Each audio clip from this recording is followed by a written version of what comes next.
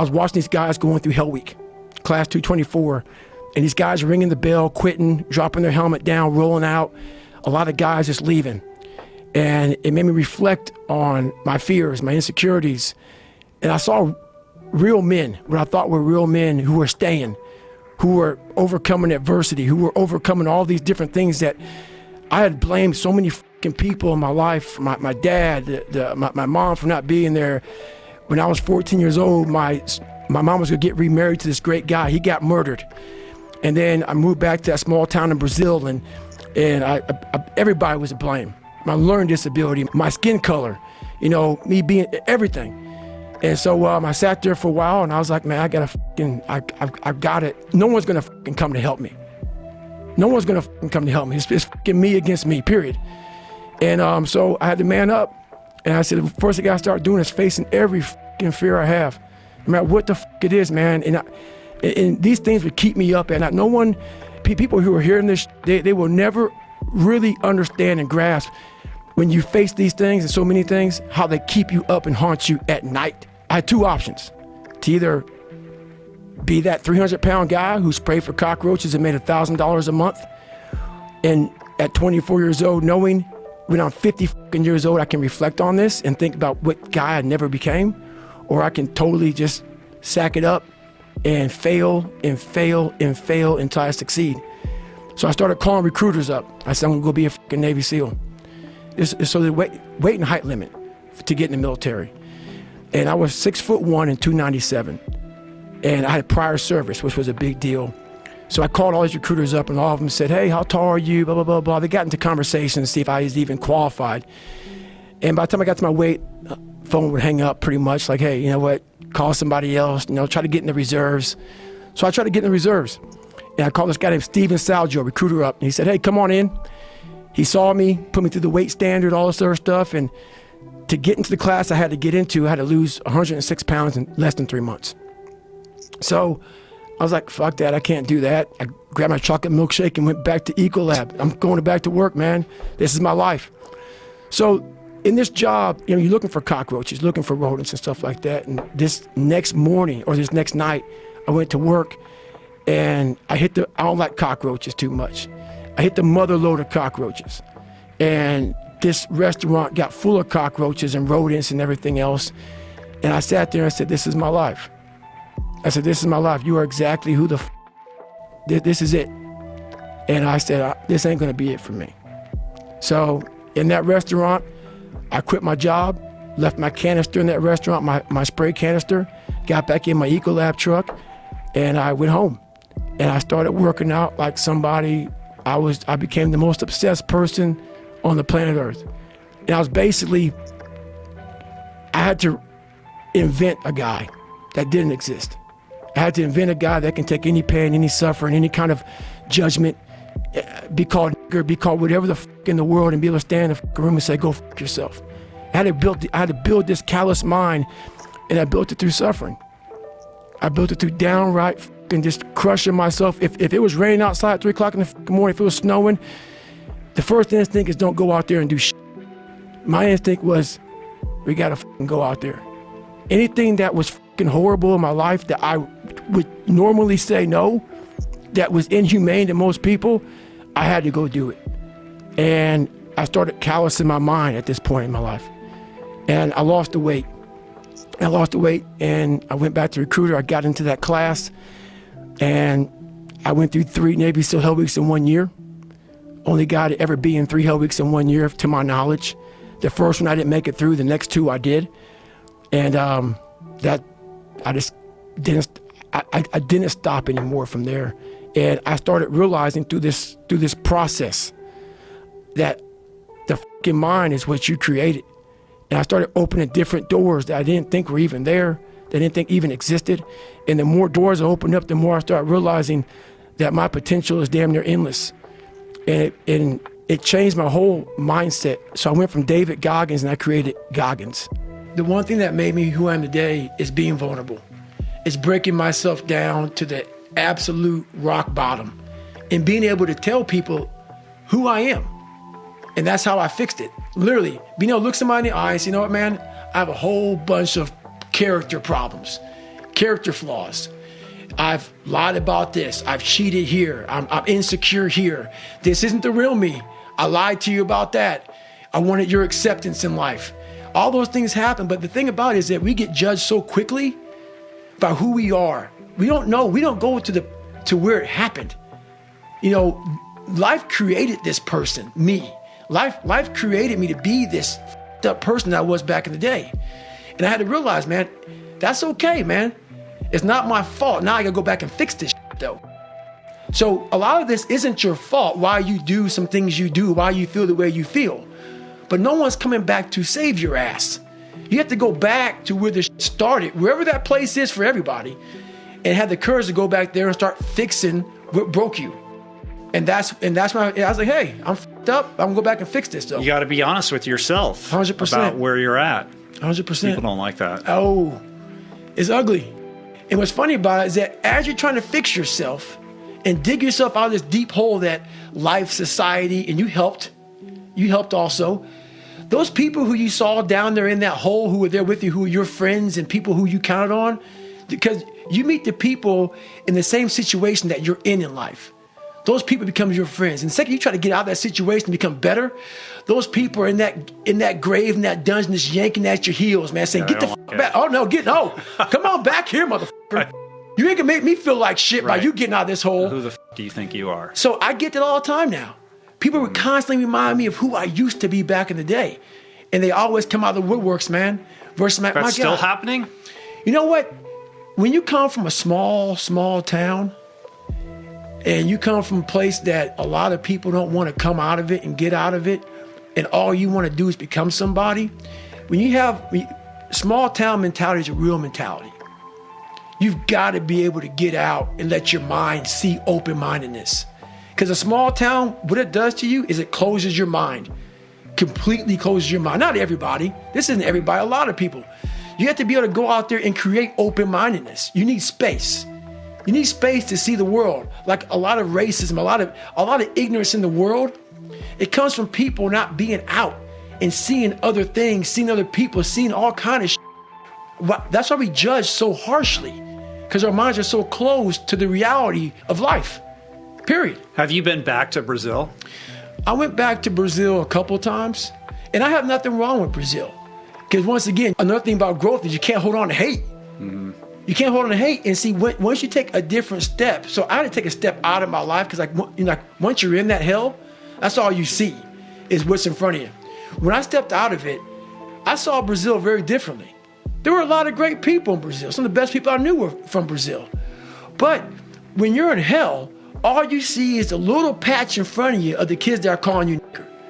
Or the people that spray painted nigger were going to kill you on your car. Mm-hmm. People put that shit in your locker. People put that shit on your notebook in Spanish class. That's all you see. You didn't see that. My God, a lot of people fucking like me here. So once you take a step back and see the reality of the true ignorance that you're dealing with from a small group of people, that's when you get growth. Because, I went through a phase in the book I talked about, man, I was all about black and only black when I was a junior in high school, because I was so beat down. Mm-hmm. I was the most ignorant I've ever been in my fucking life when I went there. I totally took everything, all the hurt, all the pain, and just put it in one fucking filter. I gotta find people who look just like me and act just like me to find acceptance. The brain that I was given as a child, it was easy to go home and think about how do I want to be a freak today? How do I want to show up to school today and be a freak? It didn't require me going home and opening the book up saying, it's going to take me all year to learn this fucking page. So instead of learning that page, I learned how to become a character. And maybe that character that I created, that 300-pound insecure guy that used to fake it till I make it type of guy, let me become your friend, let me lie to you until you like me type of guy. When you have any manhood, womanhood, a human being, a soul, a spirit, I must have just this much pride, because that's exactly what opened the door for me. Because every day you were a character, every day you were a clown, every day you opened that Spanish book or that science book or English book, and you looked at it, it looked like a foreign language. And you're saying, where do I start? Where do I start? And obviously it was necessary. The more I talk about it, it was necessary, because what happened is I became haunted by the mere fact that this is my existence. And you got to live with that. And I lived with it for a lot of years. And so I sat back and said, okay, all right, I know what this takes. And when you sit back, as fucked up as I was, and I had a laundry list, a table like this of what I have to do to become just a human being that can make ends meet, that can make $1,000 a month just to get there, was like, oh my God, dude, like I'm 16, 17, I can't read, I can't write. And oh my God, I'm so behind the power curve, and my brain is about being depressed, and my dad beat, my mom's not home, and kids are calling me nigger at school. And I'm like, oh my God, man, what the do I do? And it wasn't like someone came around and said, hey man, you can do this. This is all me. Some people know, where's this cold man come from? I'm not trying to be cold. It's the reality of my life. It's the reality of a lot of people's lives. And so, yeah, that had to happen for me to be haunted, to pull out, to extract the guy that I am today. That haunting is something that's still there today, because no matter how much you improve, no matter how much you change who you are, it's not permanent. You don't just wake up and say, oh my God, man, you're David Goggins, you break records, you do this, you do that. People want to know, how are you able to just be so hard? Because I never turned the fucking thing off. Because once it turns off, I go right back to the David Goggins that is. And that's the guy that I'm constantly fighting every day. And it's a choice. And that choice makes you misunderstood. It makes you crazy. That's why I hate social media. In 2013, people wanted me to write my book. I did it in 2018. It took 5 years.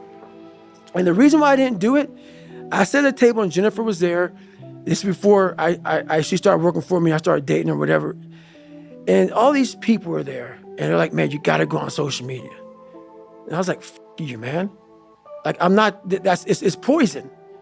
It's poison, because I knew what I did to get where I am. And I'm going to have these people, these normal, everyday people, fat, lazy, is exactly who I was, judging me.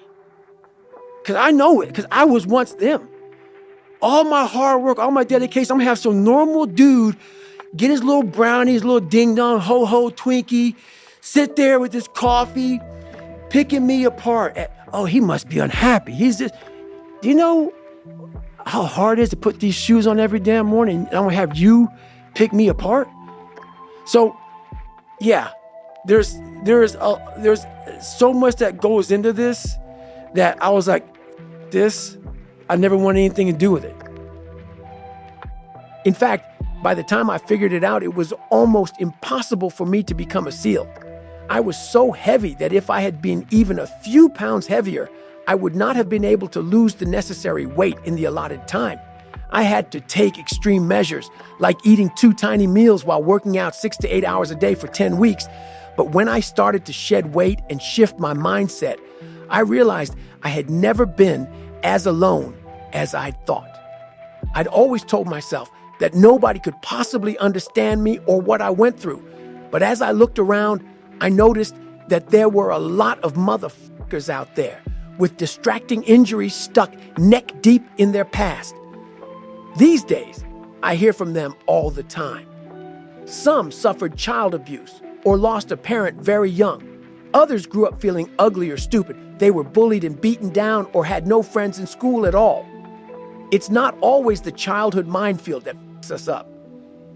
There is no shortage of psychological and emotional snags in adult life. Every day, people suffer bankruptcy, foreclosure, divorce, and catastrophic injury. They get cheated or robbed by their so-called loved ones. They get sexually assaulted. They lose everything they own in a fire or flood. Their children die. It's so easy to get lost in the fog of life. Tragedy hunts us all, And any event that causes suffering will linger longer than it should if you let it. Because our sad stories enable us to grade ourselves on a forgiving curve. They give us latitude and justification to stay lazy, weak-minded motherfuckers, and the longer it takes for us to process that pain, the harder it is to reclaim our lives. Sometimes weakness and laziness are rooted in hate and anger. And until we receive the confession, apology, or compensation we believe we are owed, we stay stuck in our shit as a form of self-righteous rebellion against our tormentors or even against life itself. Some of us become entitled. We think our pain entitles us to feel sorry for ourselves or that we are entitled to good fortune because we've survived hell. Of course, feeling entitled doesn't make it so. Understand, the clock is always ticking, and at some point, your golden hour will expire unless you take action. People who get lost in their past, the ones who bore their friends and family with the same tragic story over and over without showing a hint of progress, remind me of a skydiver who becomes too fixated on their tangled parachute. They know they have a backup ready to go, but burn so much time trying to fix the primary chute that they forget to track their altimeter. And by the time they cut the first chute away and pull the second ripcord, it's too late. Part of the problem is that they have become terrified of pulling that second cord because if it's also fucked up, then they truly will be helpless. That is a mental trap set by fear. We cannot afford to remain afraid of cutting away dead weight to save ourselves. I was that skydiver for far too long. My father was violent. My mom was broken. I was bullied, laughed at, and misunderstood. Check, check, and checkmate. And yet, I was breathing free, and I was not bleeding. Physically, I was alive and well, and perfectly capable of cutting all of that bullshit away. I'd wasted way too much of my life telling myself the same sad story. I needed to move forward. It was time to write something new. If an act of God or nature tore your life apart, the good news is that you really have nobody to blame. Yet the randomness of it all can feel so personal, as if you've been marked for doom by the fates. If you feel wronged by somebody else, you may be waiting on a confession or an apology in order to move forward. But I'm sorry to say, the apology, that tearful confession you've been dreaming of, will never come. The good news is you don't need anybody else to free you from your trauma. You can do it on your own. My father never apologized to me.